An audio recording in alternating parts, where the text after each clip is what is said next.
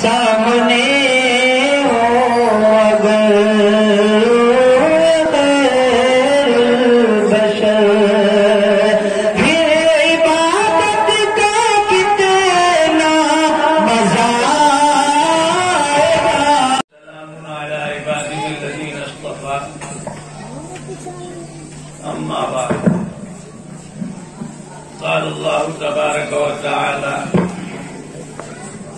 إن هذا القرآن يهدي للتي هي أقوم قال النبي صلى الله عليه وسلم خيركم من تعلم القرآن وعلمه۔ بزرگوں دوستوں، چند ماہ قبل اس مدرسے میں تھوڑی دیر کی حاضری ہوئی تھی۔ آج باقاعدہ حاضری کی نوبت آئی، ایک نظام کے تحت، اور موقع ملا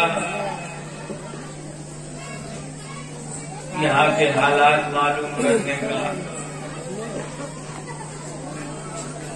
ماشاءاللہ علماء اور حفاظ کی اچھی تعداد ہے، اور ہمارے لیے خوشی کی بات یہ ہے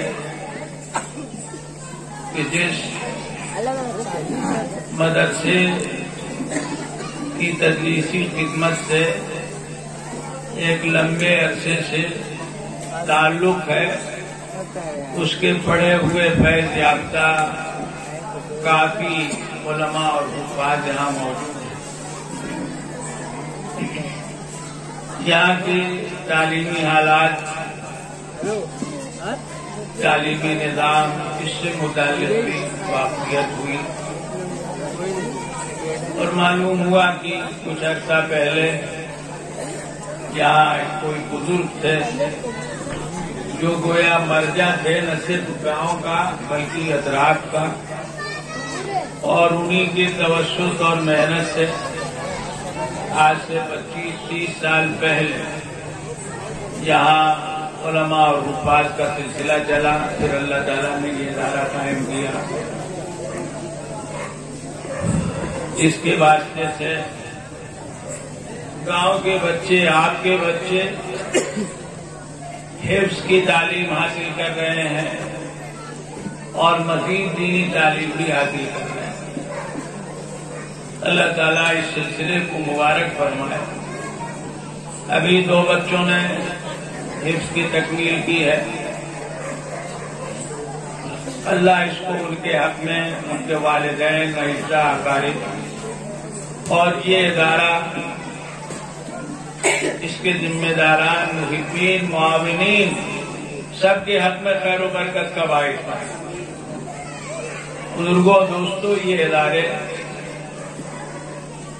ہمارے بزرگوں نے ایسا نظام بنایا ہے، اور یہ دین کا نظام ہے اصل میں بات،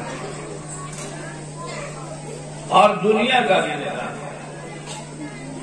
اجتماعی کام سب سے مل کر ہوتا ہے، جو کام سب کا ہو اس میں سب کو لگنا ہوتا ہے، جو کام سب کا ہو سب مل کر محنت کرتے ہیں، جو کام سب کا ہو سب اس کے پیچھے خرچ کرتے ہیں۔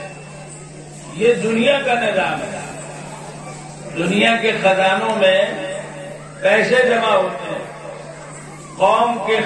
قوم کی کمائی سے، اور پھر وہ پیسے ملک اور قوم کے کاموں میں استعمال ہوتے ہیں۔ ہم سے ٹیکس لیا گیا، ہم سے کرایہ لیا گیا، سرکاری خزانے میں جمع ہوا، اور پھر وہ ہمارے لیے مختلف شکلوں میں خرچ کیا گیا۔ یہ دنیا کا نظام ہے، اور دین کا نظام بھی اسی طرح چلا آ رہا ہے، اسی طرح چلا آ رہا ہے۔ حضور اکرم صلی اللہ علیہ وسلم نے مدینہ منورہ میں مسجد بنائی، مسجد کیسے بنی؟ آپ جہاد کے لیے تشریف لے جاتے تھے، تو اس کے انتظامات کیسے ہوتے، سرمایہ کیسے آتا تھا، کھانے پینے کا سامان کیسے جمع کیا جاتا تھا۔ غزوہ خندق میں جب دشمنوں سے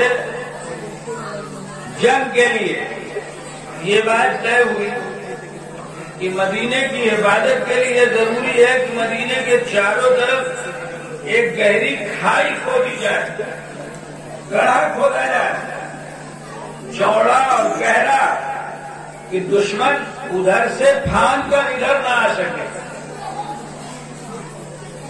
یہ خندق جس کو خندق کہا، آپ میں جو حضرات تھوڑا بہت بھی اسلامی تاریخ پڑھے ہوں، نبی پاک صلی اللہ علیہ وسلم کی سیرت پڑھے ہوں،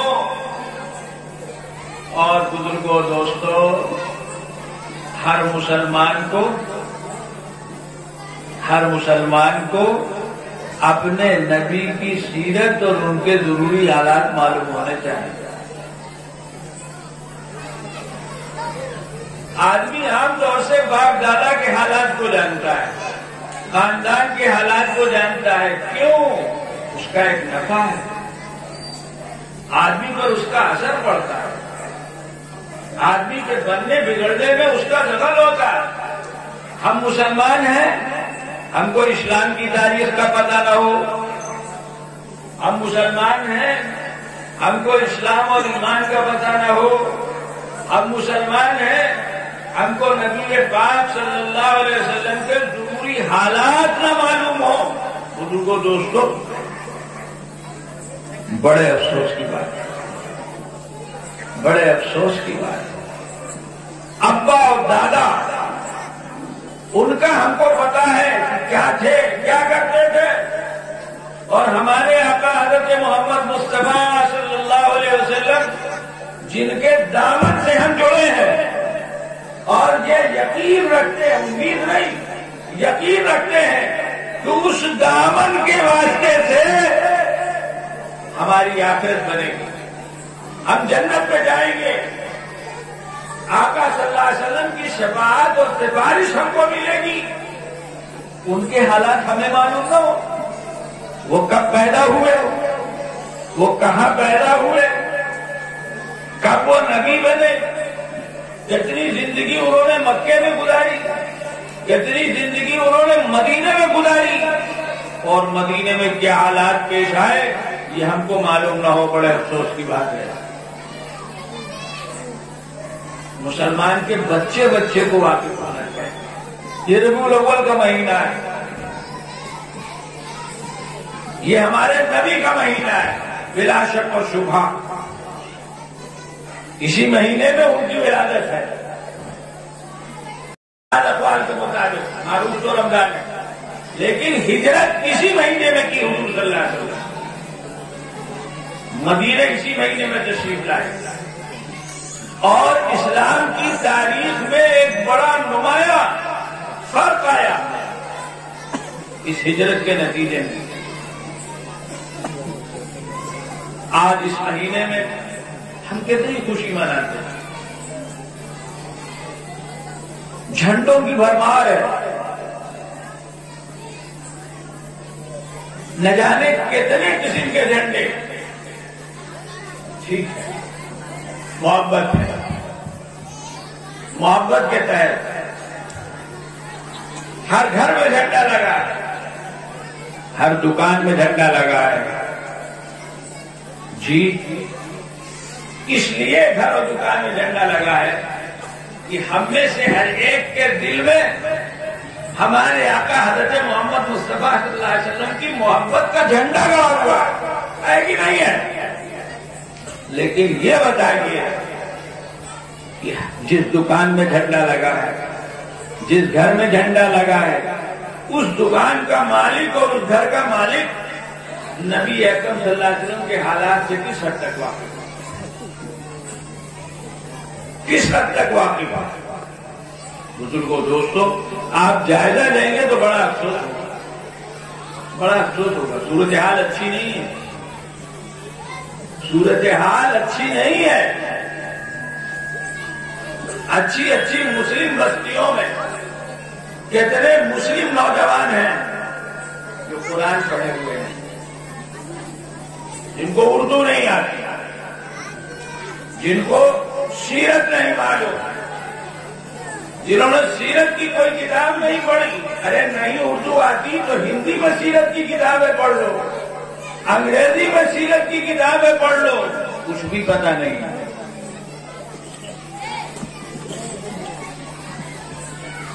تو بزرگوں دوستوں، یہ جھنڈے اپنی جگہ پر، ان سے پہلے اس کی ضرورت ہے کہ ہم کو یہ پتا ہو کہ ہمارے آقا کون تھے صلی اللہ علیہ وسلم، کیا نام تھا، کہاں پیدا ہوئے، کن حالات میں بچپن گزارا اور کن حالات میں جوانی گزاری، اور جب اللہ نے ان کو نبی بنایا تو کیسی زندگی ان کی گزری، یہ ہم کو پتا ہونا۔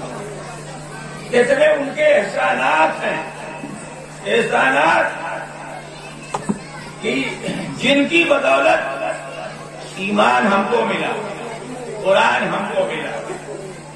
ہم تو مزے سے گھر میں رہ رہے ہیں، سو رہے ہیں، ٹھیک ہے، کبھی کبھی کچھ آفت بھی آ رہی ہے مسلمان ہونے کی وجہ سے، لیکن سوچئے حضور صلی اللہ علیہ وسلم اللہ کا پیغام پہنچانے کے لیے آپ نے کیا کیا جھیلا، کانٹے، گالیاں، پتھر، ارے آخر یہ سب کھائے کہ نہیں کھائے؟ ہم تو جانتے بھی ہیں، اور جان لے تو مانتے نہیں۔ یہ تو بڑے مزے سے پڑھتے اور سنتے ہیں کہ سلام اس پر کہ جس نے گالیاں سن کر دعائیں دی، اور سلام اس پر حاصل اس کا یہ ہے کہ پتھر برسانے والوں پر بھی پھول برسائے، بڑی داد ان اشعار پر۔ لیکن ہماری زندگی میں کیا یہ ہے کہ ہم بھی گالیاں سن کر دعائیں دیتے ہوں اور ہم بھی پتھر پھینکنے والوں پر پھول پھینکتے ہوں؟ کیسی محبت ہے بزرگوں دوستوں، خندق کھودی گئی، کئی دن تک کھودی گئی، اس خندق کو سب مسلمانوں نے مل کر کھودا، سب لوگ لگے ہیں، ہمارے آقا حضرت محمد مصطفیٰ صلی اللہ علیہ وسلم بھی لگے ہیں، سارے صحابہ بھی لگے ہیں، کھدائی ہو رہی ہے، مٹی اٹھا کے پھینکی جا رہی ہے۔ اس حال میں بھوک و پیاس کی پریشانی بھی ہے، لیکن دین کا ایک کام ہے، ضرورت کا ایک کام ہے۔ تو بزرگوں دوستوں، جو کام سب کا ہوتا ہے سب کو کرنا ہوتا ہے۔ گھر کا کام ہمارے گھر کا، گھر میں رہنے والے سب لوگوں کا ہوتا ہے، سب اپنے اپنے حساب سے ذمہ داری نبھاتے ہیں۔ مرد اپنے حساب سے ذمہ داری نبھاتا ہے، عورت اپنے حساب سے ذمہ داری نبھاتی ہے، اولاد ہے تو اپنے حساب سے ذمہ داریاں نبھاتے ہیں۔ تو اس لیے بزرگوں دوستوں، یہ جو ادارے ہوتے ہیں یہ کسی ایک سے نہیں چلتے اور کسی ایک کے بل پر نہیں چلتے، اور آج کے حالات میں جو ہمارا مزاج ہے، ہونا بھی نہیں چاہیے کہ اکیلا ایک ہی آدمی پیسہ خرچ کرتا، دماغ خراب ہو جاتا ہے، کرتا اللہ کے لیے لیکن دماغ خراب ہو جاتا ہے۔ ہم کر رہے ہیں، کام وہی صحیح ہوتا ہے جو مل کر ہوتا ہے، یہ بھی دے رہے، وہ بھی دے رہے، وہ بھی دے رہے، سب مل کے کر رہے ہیں، کسی میں احساس نہیں پیدا ہوتا کہ ہم اکیلے کر رہے ہیں۔ یہ ادارے مل کے اور تبھی ترقی ہوگی۔ لہذا ان اداروں کے واسطے سے جو خدمت ہو، بچے حافظ بنے، بچے عالم بنے، بچے دین کا ضروری علم حاصل کریں، چاہے حافظ بنے چاہے عالم نہ بنے، اس میں سارے گاؤں کے لوگ اور مدرسے اور ادارے کے سارے محبین اور معاونین شامل ہوتے ہیں، سب کا حق اور حصہ، لہذا سب کے لیے دعا کرنی ہے۔ اور جو لوگ ادارے کی خدمت کرتے ہیں انہیں یہ نتائج دیکھ کر، ہم نے ادارے کو پیسے دیے، ہم نے ادارے کی غلے سے مدد کی، کپڑے سے مدد کی، پیسے سے مدد کی، ادارے میں اس مدد کی برکت سے خدمت کی، 2 لڑکے حافظ ہوئے یا 10 لڑکے حافظ ہوئے یا اور زیادہ حاصل ہوئے، یہ سب تعاون کرنے والوں کے کھاتے میں گئے۔ اس کا اجر و ثواب ان سارے لوگوں کے حصے میں گیا اور آیا جنہوں نے ادارے کے لیے محنت کی، فکر کی، خدمت کی، چاہے مرد ہوں چاہے عورت ہوں۔ گاؤں میں چندہ ہو رہا ہے تو ظاہر بات ہے کہ چندہ مرد جیسے دیتے ہیں عورتیں بھی دیتی ہیں۔ یہ جو بچوں نے اس کی تکمیل کی، اللہ گاؤں کے سارے لوگوں کے لیے اور سارے ان لوگوں کے لیے جو اس ادارے کے لیے فکر مند رہتے ہیں، اللہ سب کے لیے خیر و برکت کا ذریعہ بنائے، ادارے کی حفاظت فرمائے، مزید ترقیات سے نوازے اور خدمتوں کے دروازے۔ بزرگوں، دوستوں، میں نے ایک آیت بھی پڑھی ہے اور ایک روایت بھی پڑھی۔ وقت اچھا خاصا ہو رہا ہے، نہیں ابھی ایک بیان اور ہونا اور کئی بیان ہو چکے ہیں الحمدللہ، بہت سی مفید باتیں آ گئی۔ میں نے آیت پڑھی اور روایت۔ بزرگوں، دوستوں، بات سمجھنے کی کہ قرآن کریم سے ہمارا کیا رشتہ ہے، کیا رشتہ ہونا چاہیے، اس کی ہمارے لیے کیا اہمیت ہے۔ حضور اکرم صلی اللہ علیہ وسلم نے آپ کی اس حدیث میں جو میں نے ابھی پڑھی ہے اور جو ہمارے یہاں مدرسے میں بچوں کو اکثر و بیشتر یاد ہوتی ہے، ان کے سامنے آتی رہتی ہے، اس حدیث میں حضور اکرم صلی اللہ علیہ وسلم نے یہ بات کیوں فرمائی ہے کہ تم میں سب سے بہتر وہ ہے جو قرآن کو پڑھنے پڑھانے کا کام کرتا ہے۔ تم میں یعنی مسلمانوں سب سے بہتر وہ ہے جو قرآن کو پڑھنے پڑھانے کا کام کرتا ہو، یعنی دنیا کا کوئی بھی علم ہو جس کا دنیا کے لیے جتنا بڑا نفع ہو اور جو اس علم کو جانتا ہو اس کو جتنی بڑی تنخواہ ملتی ہو، قرآن کریم کا علم سب سے بڑھا ہوا ہے۔ قرآن پڑھنے پڑھانے والے کا دنیا کا بڑے سے بڑا علم رکھنے والا اور دنیا کے علم کی بنیاد پر بڑی سے بڑی تنخواہ اٹھانے والا اس کے برابر نہیں ہو سکتا جو قرآن پڑھنے پڑھانے کا کام کرتا ہے۔ یہ ہمارے آقا صلی اللہ علیہ وسلم کا فرمان ہے، کسی مولوی کو آج کل بہت سی اس طرح کی باتوں کو ہمارے بہت سے بھائی یہ کہہ کے ٹال دیتے ہیں یا ہلکا کر دیتے ہیں، مولویوں کا کہنا ہے، مولوی ایسا کہتے ہیں، مولویوں نے بنا لیا ہے، یہ حدیث مولویوں نے بنا لی ہے، یہ مسئلہ مولویوں نے بنا لیا۔ یہ نبی پاک صلی اللہ علیہ وسلم کا فرمان ہے، حدیث کی جو کتاب کھول لو اس میں یہ حدیث مل جائے گی۔ خیر حکومت قرآن، بخاری مانتے ہو تو، کوئی دوسری کتاب مانتے ہو تو، اور مانتے ہی نہ ہو تو پھر بات دوسری ہے، کیونکہ بہت سے لوگ اللہ کو نہیں مانتے، بہت سے لوگ اللہ کو نہیں مانتے، ان کا خیال ہے سب ایسا ہی ہو رہا ہے، ہم بھی ایسے ہی پیدا ہو گئے، سب دنیا ایسے ہی ہو رہی ہے۔ گھر کا چھوٹا سا کام بغیر کسی آدمی کے ذات کے نہیں ہوتا، تو دنیا ایسے ہی چل رہی ہے۔ بہت سے لوگ اللہ کو نہیں مانتے، بہت سے لوگ اللہ کے رسول صلی اللہ علیہ وسلم کو نہیں مانتے، بہت سے قرآن نہیں مانتے، حدیث نہیں مانتے. نہ مانو، تمہاری مرضی. یہ تو بعد میں پتہ چلے گا، جب وقت آئے گا. جب وقت آئے گا تب پتہ چلے گا کہ ماننے والے صحیح تھے کہ نہ ماننے والے صحیح. ایک نو مسلم کا بیان کچھ دنوں پہلے نظر سے گزرا.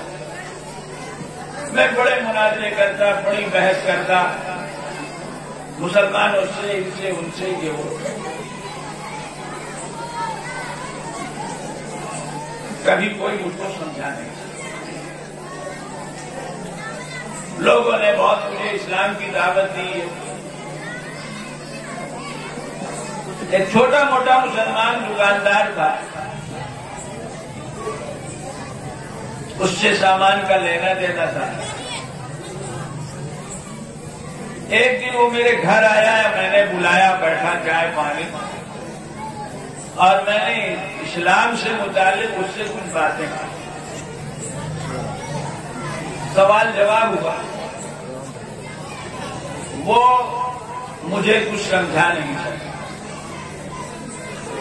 لیکن جاتے جاتے ایک بات ایسی کہہ گیا کہ میں سوچنے پہ مجبور ہو گیا. پھر میری زندگی بدلی. اس نے کہا، ڈاکٹر صاحب، دو باتیں ہیں.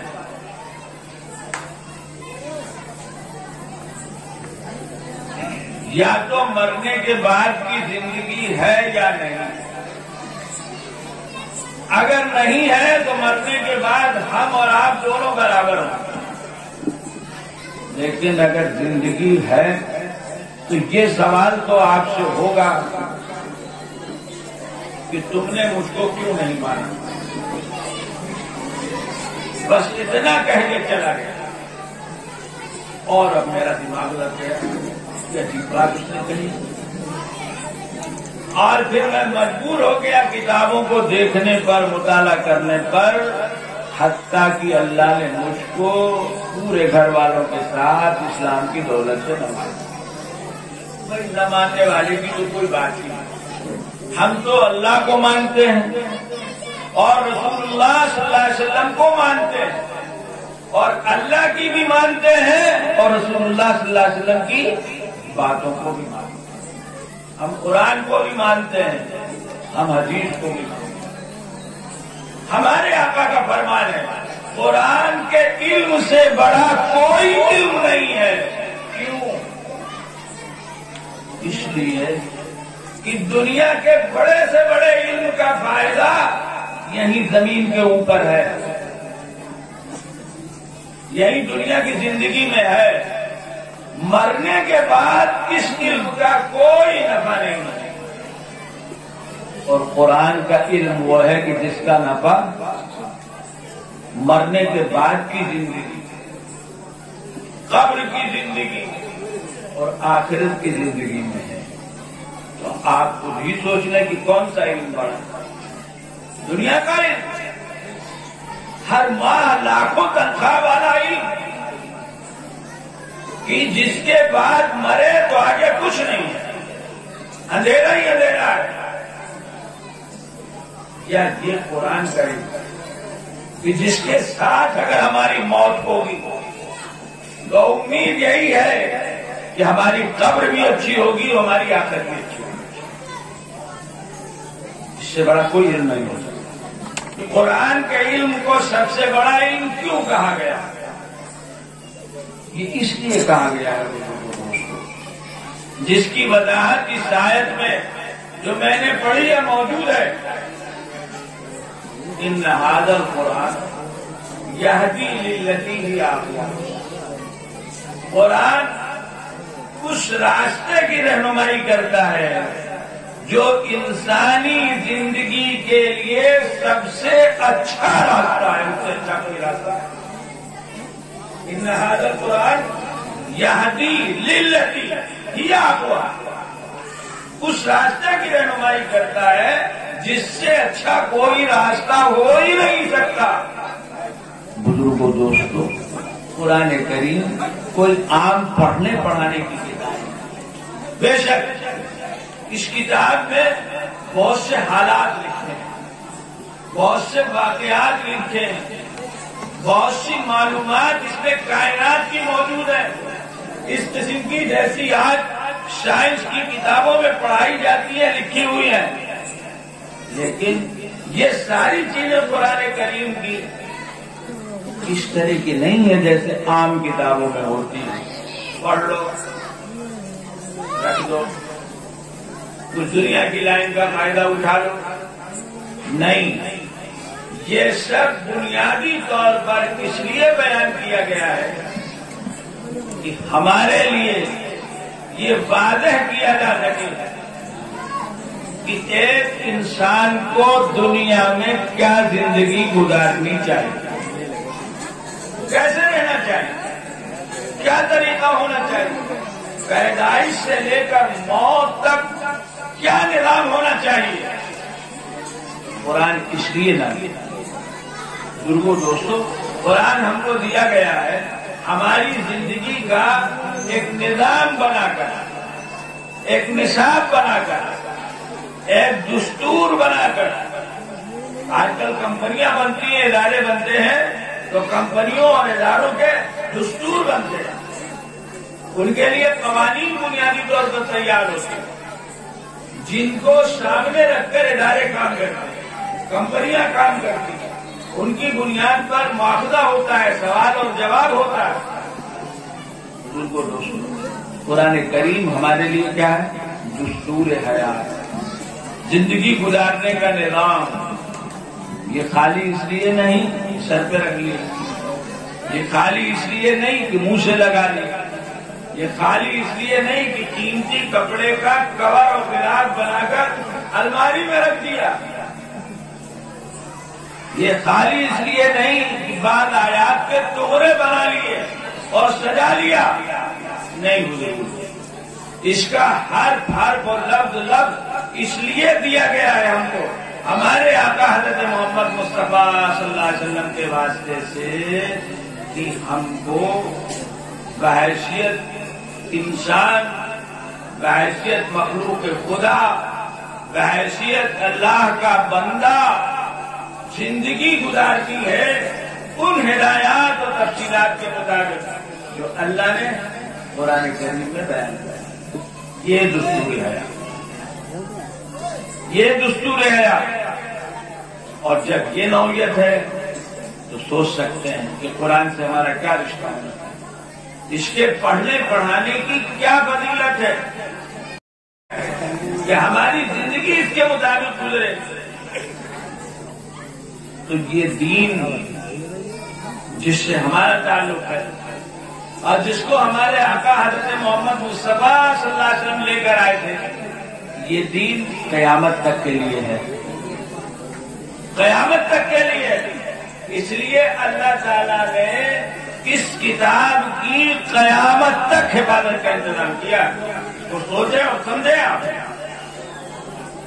اللہ نے اپنے قرآن میں اعلان کیا، ہم نے اس کو نازل کیا اور ہم ہی حفاظت کریں گے، ہم ہی حفاظت کریں گے. اِنَّا نَحْنُ نَزَّلْنَا الذِّكْرَ وَإِنَّا لَهُ لَحَافِظُونَ. یہ حفاظت قیامت تک کے لیے. دوسری کتابیں آئیں اور چلی گئی، اگر باقی ہیں تو اپنی اصل شکل میں نہیں، رد و بدل ہو چکا ہے، اس میں کمی ہو گئی ہے یا زیادتی ہو گئی ہے. اور بزرگوں دوستوں 1400 سال سے زیادہ ہو چکے، اور ابھی آگے کب تک دنیا باقی ہے پیدا کرنے کے علاوہ کسی کو پتہ نہیں ہے. لوگ اپنی طرف سے کہتے رہتے ہیں فلاں سن میں، فلاں مہینے میں، فلاں. آج کل تو بڑی مشینیں چلی ہوئی ہیں، نہ آتی رہتی ہیں خبریں، بس اب اور اب اس چیز کا علم صرف اس کو ہے جس نے پیدا کیا. اس وقت تک اس کتاب کی حفاظت ہوگی اور یہ حفاظت کا ذمہ اللہ نے لیا ہے. میری کتاب ہے، میرا دین ہے، میں قیامت تک اس کی حفاظت کروں گا. یہ بات الگ ہے کہ اس حفاظت میں اس نے ہم کو بھی لگا، ہم کو بھی لگا. دنیا کا اللہ نے ایک نظام بنایا، یہ عالم اسباب ہے، عالم اسباب ہے. اس نے دنیا کے بقا کو اسباب کے ساتھ جوڑا ہے، وہ بغیر ماں باپ کے پیدا کر سکتا تھا ہم کو، لیکن ماں باپ کے واسطے سے پیدا ہی ایسی جانوروں میں ہو سکتا، وہ یوں ہی فصل اگاتا، لیکن فصل ہم کو بونی پڑتی، محنت کرنی پڑتی ہے، اس کا نظام ہے، تو اس نے نظام بنایا کہ قرآن کریم کی حفاظت ہم کریں گے، اور اس کے لیے ہم تم کو استعمال کریں گے۔ کیسے استعمال کریں گے؟ ہم نے تم کو مکلف بنایا، تم قرآن پڑھو، تم ناظرہ پڑھو، ہر مسلمان کو ناظرہ خواہ ہونا چاہیے، یاد رکھیے اچھی طرح، تم حفظ کرو، ہر مسلمان کے لیے پورے قرآن کا حافظ ہونا ضروری نہیں ہے، لیکن اتنے قرآن کا حافظ ہونا کہ نماز پڑھی جا سکے، نماز صحیح ہو سکے، کیونکہ نماز قرآن کے بغیر نہیں ہوتی۔ کوئی نماز ہو، 2 رکعت ہو، 3 رکعت ہو، 4 رکعت ہو، فرض ہو، نفل ہو، وتر ہو، کوئی نماز ہو، قرآن کے بغیر نہیں ہوتی۔ اتنا قرآن یاد ہونا چاہیے، نہیں یاد ہے تو یاد کرو، اور ہو سکے تو پورے قرآن کے حافظ بنو، نہیں بن سکتے تو گھر پیچھے ایک حافظ بنا لو، گھر پیچھے ایک حافظ بنا لو، اس کا نفع معمولی نہیں ہے، اس کا نفع معمولی نہیں ہے۔ فرمایا ہمارے آقا حضرت محمد مصطفیٰ صلی اللہ علیہ وسلم نے، قیامت کے دن جب سفارش کے دروازے کھلیں گے اور مختلف لوگ اپنے اپنے حالات کے اعتبار سے سفارش کریں گے، تو ایک حافظ اپنے گھر کے 10 ایسے لوگوں کے لیے سفارش کرے گا جن کے لیے اور جن پر جہنم واجب ہو چکی ہے۔ ایک حافظ 10 کی سفارش کرے گا، گھر پیچھے اگر ایک حافظ ہو گیا، ہمارے گھر کی اولاد میں ایک ہو گیا تو گھر کا بیڑا پار ہو گیا۔ یہ ہے بزرگوں دوستوں حفظ کی برکت، حفظ، اور پھر حفظ قرآن کے معنی مطالب کے سمجھنے کا نظام جو بڑے مدرسوں میں ہوتا ہے بزرگوں دوستوں، اور سب سے بڑھ کر قرآن کے احکام پر عمل کرنا، کہ اصل تو یہی قرآن پر ایمان ہے، اصلاً قرآن اسی سے زندہ ہے، زندہ رہے گا، زندہ ہوگا، قرآن پر عمل کرو۔ مومن کی زندگی قرآن ہوتی ہے۔ حضرت عائشہ نے فرمایا ہمارے آقا حضرت محمد مصطفیٰ صلی اللہ علیہ وسلم کے لیے چلتا پھرتا قرآن، چلتا پھرتا قرآن تھے۔ مومن کی شان یہی بتائی گئی، چلتا پھرتا قرآن، کیا مطلب؟ اس کی زندگی سر سے پیر تک یہ قرآن کریم کے مطابق ہوتی ہے، اس کی ہدایتوں کے مطابق ہوتی ہے، اس کی رہنمائیوں کے مطابق ہوتی ہے۔ بزرگوں دوستوں، اللہ نے حفاظت کا ذمہ لیا ہے اور ہم کو لگایا۔ یہ مکاتب، یہ مدرسے، یہ مولوی صاحب، یہ حافظ جی جو ہمارے بچوں کو نورانی قاعدہ پڑھا رہے ہیں، بغدادی قاعدہ پڑھا رہے ہیں، اس طرح کے ابتدائی کتابیں پڑھا رہے ہیں، جو ہمارے بچوں کو ناظرہ پڑھا رہے ہیں، جو ہمارے بچوں کو حفظ کرا رہے ہیں بزرگوں دوستوں، جو ہمارے بچوں کو عالم بنا رہے ہیں، قاری بنا رہے ہیں، یہ سب قرآن کریم کی حفاظت کر رہے ہیں۔ اللہ کا اللہ نے اور نماز میں قرآن پڑھنا ضروری قرار دیا۔ اللہ نماز میں قرآن پڑھنا ضروری ہے، بغیر اس کے نماز نہیں ہوگی۔ چاہے صرف سورہ فاتحہ پڑھو، چاہے ایک سورت پڑھو، چاہے 2 آیتیں پڑھو، لیکن قرآن کے بغیر نماز نہیں ہے۔ جھگڑا اس میں ضرور ہے، جھگڑا کہیں اختلاف ہے کہ سورہ فاتحہ ہر ایک کو پڑھنی چاہیے کہ خالی امام کو پڑھنی چاہیے، مقتدی کو نہیں پڑھنی چاہیے، الگ مسئلہ ہے، لیکن یہ کوئی نہیں کہتا کہ نماز بغیر قرآن کے بھی ہو سکتی۔ اللہ تعالیٰ نماز یہ بھی حفاظت کا انتظام ہے، اور یہ بھی حفاظت کا انتظام ہے بزرگوں دوستوں کہ اللہ تعالیٰ نے ہم کو رمضان کا مہینہ دیا، دن میں روزوں کی عبادت کی، رات کو تراویح کی نماز کی عبادت کی۔ دن میں ہم روزہ رکھتے ہیں اور رات کو تراویح کی نماز پڑھتے ہیں، اور تراویح کی نماز میں پورا قرآن پڑھتے ہیں، سنتے ہیں، سناتے ہیں، جو ہمارے آقا حضرت محمد مصطفیٰ صلی اللہ علیہ وسلم کی سنت ہے۔ ایک حدیث میں آپ نے فرمایا ہے ان اللہ فرض علیکم صیامہ وسننت لکم قیامہ، اللہ تعالیٰ نے اس مہینے کا روزہ فرض کیا ہے اور میں نے تمہارے لیے اس مہینے کی رات کی نماز تو بزرگوں دوستوں یہ سمجھیے قرآن کریم سے ہمارا رشتہ بڑا مضبوط ہے، ہم اس سے مستغنی نہیں رہ سکتے۔ آج ہمارے لیے بہت سی پریشانیاں، ذلتیں، رسوائیاں یہ سب کیوں آ رہی ہیں؟ قرآن سے ہمارا رشتہ صحیح نہیں ہے۔ قرآن کے پڑھنے پڑھانے سے جو تعلق ہونا چاہیے وہ تعلق نہیں۔ کتنے گھر ہیں جن میں ٹھیک ہے کوئی حافظ نہیں ہے، نہیں تلاش کریں تو تعجب کی بات نہیں ہے، اگرچہ بہت سے حافظ اور عالم ہیں، ایک گھر کا ایک آدمی بھی قرآن پڑھے ہوئے نہیں ہے۔ اتنے افسوس کی بات ہے، قرآن کے پڑھنے پڑھانے سے جو تعلق ہونا چاہیے۔ حفظ نہیں ہے، گنجائش ہے، لیکن ناظرہ تو پڑھیں ہمارے بچے، گھر کا ہر فرد، گھر کا ہر بچہ بچی کم سے کم ناظرہ تو پڑھے ہو، کچھ تو خیر و برکت ہو۔ ماہ مبارک میں دوسرے زمانے میں قرآن کی تلاوت کی، اور اس سے بڑھ کر بات یہ ہے قرآن کریم کی ہدایات پر جو چلنے کا مسئلہ ہے، جو احکام اللہ نے دیے ہیں ہم کو قرآن کے واسطے سے، ان کو اپنی زندگی میں اپنانے کا جو مسئلہ ہے، ابھی آپ نے مختلف علماء سے بہت سی باتیں سنی ہیں بزرگوں۔ ہمارا دین ہماری پوری زندگی کو حاوی، پیدائش سے لے کے موت تک کی ہم کو ہدایتیں دی گئی، کہیں ہم کو آزاد نہیں چھوڑا گیا۔ بچہ پیدا ہو تو کیا کرنا ہے اور ایک انسان کی موت ہو تو کیا کرنا ہے، یہ ساری ہدایتیں ہم کو دی گئی۔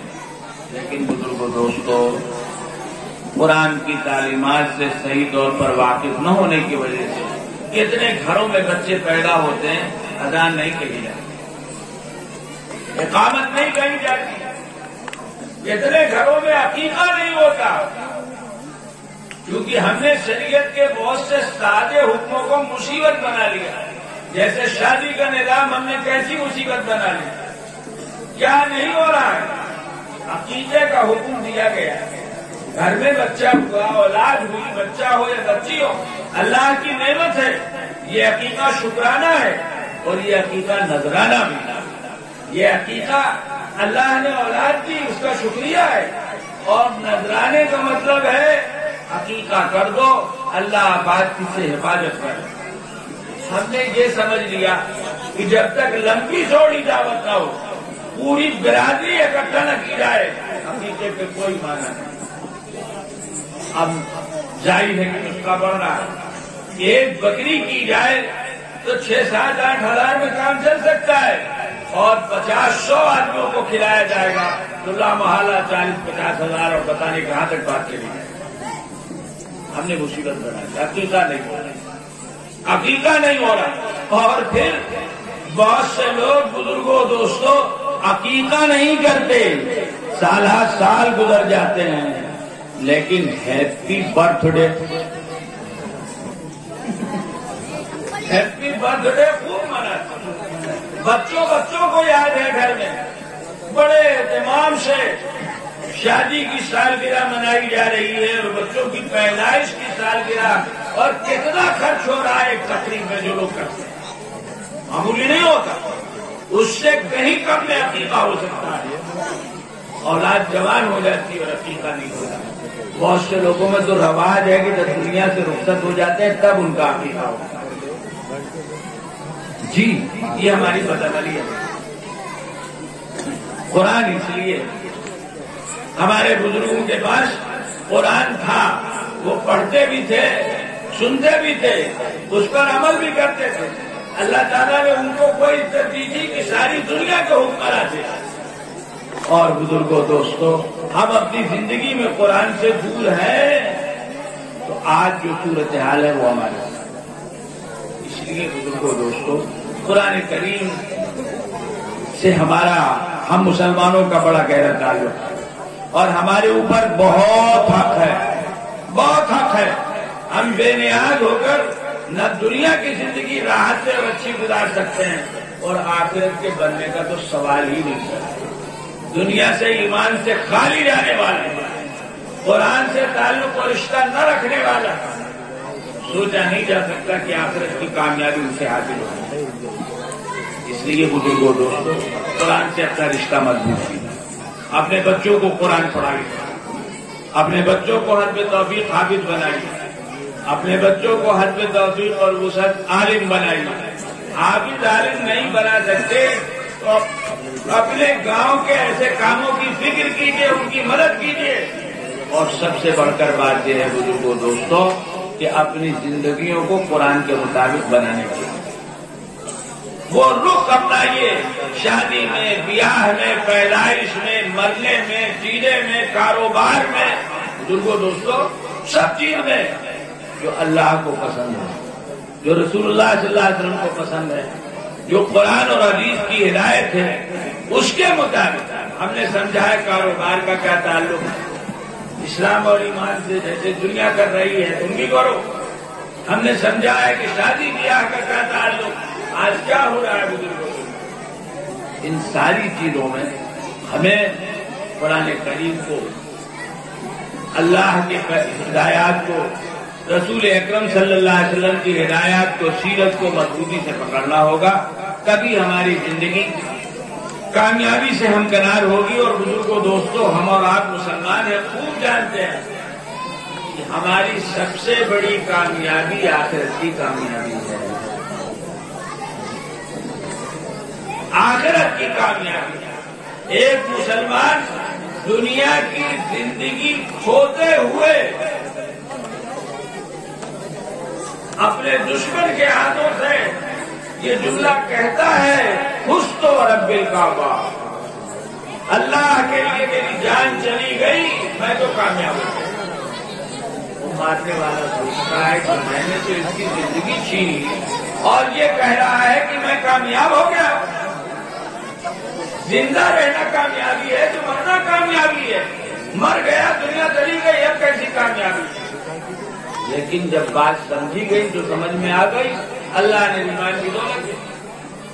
تو بزرگوں دوستوں، اصل کامیابی تو آخرت، مرنے کے بعد اللہ ایمان پر ہم کو موت دے، اللہ قبر کی زندگی ہماری اچھی بنائے، اللہ آخرت کی زندگی ہماری اچھی بنائے، اللہ نے جس چیز کے لیے ہم کو پیدا کیا ہے اس کے مطابق ہماری زندگی گزرے، آخرت میں نبی اکرم حضرت محمد مصطفیٰ صلی اللہ علیہ وسلم کا قرب حاصل ہو، ان کی شفاعت حاصل ہو۔ بزرگوں دوستوں، ہمیں اس بات کی فکر کرنی ہے۔ یہ ہمارے ادارے، یہ ہماری مجلسیں، ان سب کا پیغام یہ ہے، اس کو اپنے ساتھ لے کے جانا چاہیے اور اس کی فکر کرنی چاہیے کہ اس قسم کی جو مجلسیں ہیں وہ ہمارے لیے رہتے سے خالی نہ ہو۔ وآخر دعوانا الحمدللہ۔